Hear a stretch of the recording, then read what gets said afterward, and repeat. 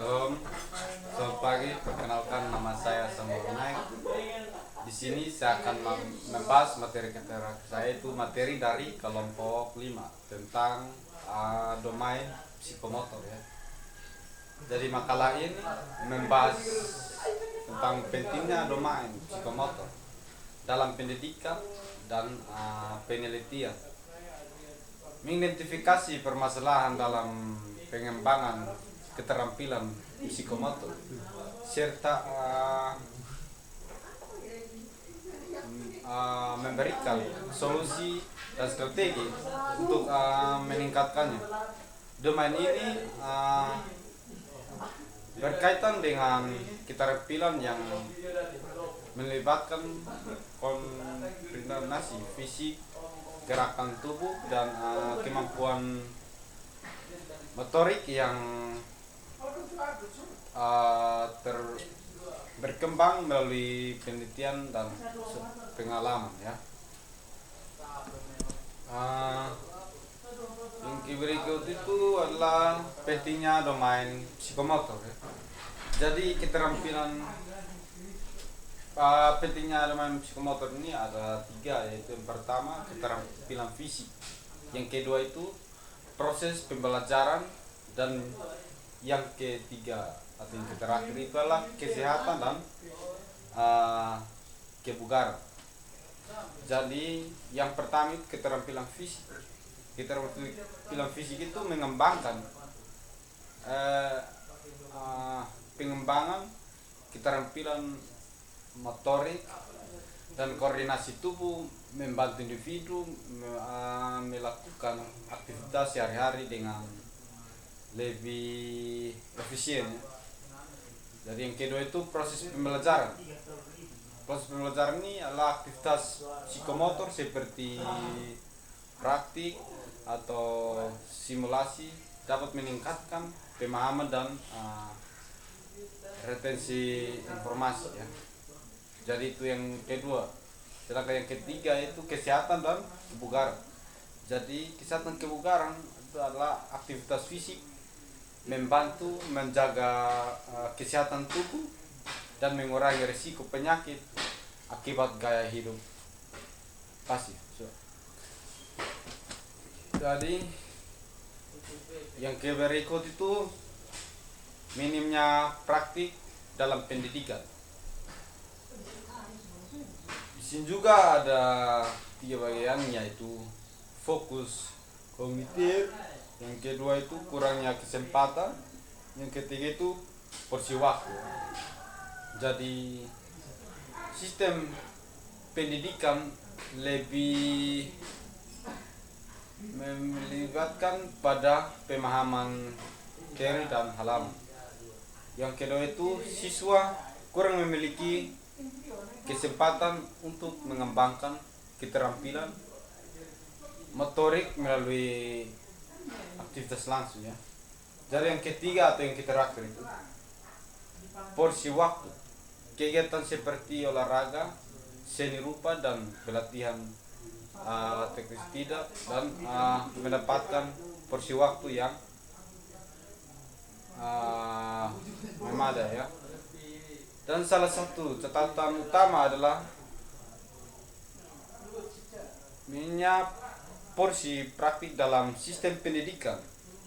Banyak institusi pendidikan lebih menelitikan pada aspek kognitif seperti pemahaman teori, halaman, dan analisis, sementara aspek psikomotor sering diabaikan atau hanya menjadi pelengkap ya. Jadi yang berikutnya itu kurangnya fasilitas dan sarana pendukung. Di sini ada 3 bagian ya, yaitu ruang olahraga.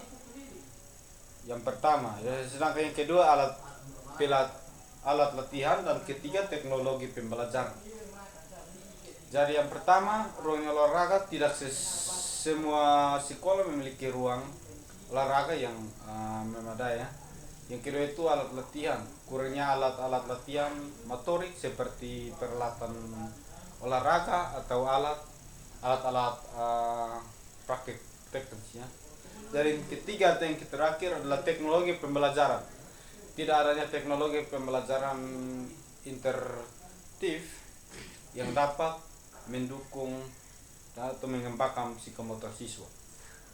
Jadi permasalahan lain yang cukup signifikan adalah kurangnya fasilitas atau suara pendukung di lembaga pendidikan.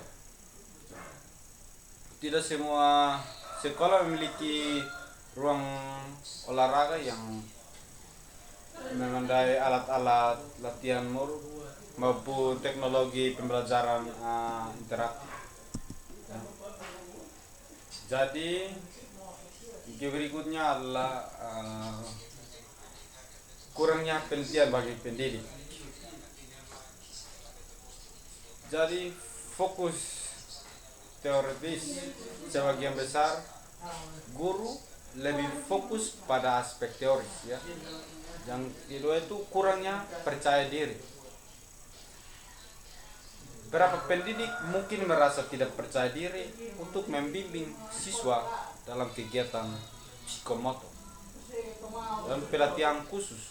Baik pendidik bukan memiliki pelatihan khusus untuk mengerjakan keterampilan psikomotor secara efektif ya. Jadi guru dapat memiliki peran penting dalam mengembangkan domain psikomotor siswa. Namun banyak pendidik dalam memiliki domain psikomotor dan secara aktif. Dan yang berikut itu adalah meningkatkan porsi praktik dalam kurikulum. Di sini ada beberapa hal.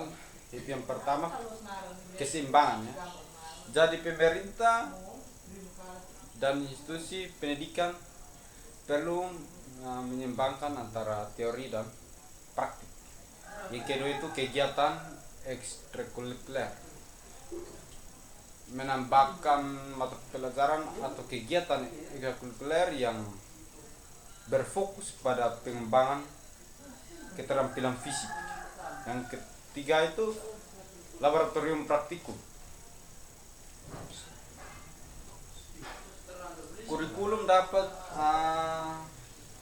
mengintegrasikan kegiatan laboratorium praktikum untuk mata pelajaran sinis psikologi. Untuk mengatasi ininya praktik dalam pendidikan, pemerintah dan institusi pendidikan perlu menyeimbangkan antara teori dan praktik dalam kumpulan hal ini. Dapat dilakukan dengan menambahkan mata pelajaran atau kegiatan ekstrakurikuler. Jadi kita masuk pada penyediaan sarana dan prasarana dalam memadai. Di sini ada tiga, yaitu yang pertama itu alat olahraga, yang kedua ruang olahraga, dan yang ketiga itu teknologi. Yang pertama alat olahraga menyediakan alat-alat olahraga seperti bola, raket, matras dan matras senam ya. Yang kedua itu ruang olahraga, memastikan tersedianya ruang olahraga yang memadai. Yang ketiga itu teknologi. Teknologi menyediakan teknologi pembelajaran interaktif seperti simulasi virtual. Dan sekolah perlu memastikan tersedianya fasilitas yang memadai untuk mendukung pengembangan domain psikomotor siswa. Pemerintah dan pihak swasta dapat bekerja sama untuk menyediakan alat-alat olahraga, ruang olahraga, serta teknologi pembelajaran interaktif. Jadi kita harus kepada kesimpulan dan saran. Dari kesimpulan yang pertama itu keseimbangan lembaga pendidikan dan sebaiknya lebih memperhatikan keseimbangan antara teori dan praktik. Yang kedua itu fasilitas. Pemerintah dan instansi terkait perlu menyediakan fasilitas untuk mendukung pengembangan keterampilan psikomotor. Yang ketiga, metode. Guru harus mengembangkan metode pembelajaran yang lebih interaktif dan aplikatif. Domain psikomotor merupakan aspek penting dalam pendidikan dan penelitian, terutama dalam mengembangkan keterampilan fisik, motorik, dan koordinasi tubuh. Oleh karena itu diperlukan strategi khusus untuk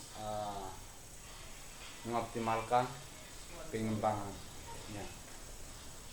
Baik, inilah materi yang saya bahas dari materi kelompok 5. Kalau memang ada kata-kata yang salah, saya mohon dimaafkan. Terima kasih.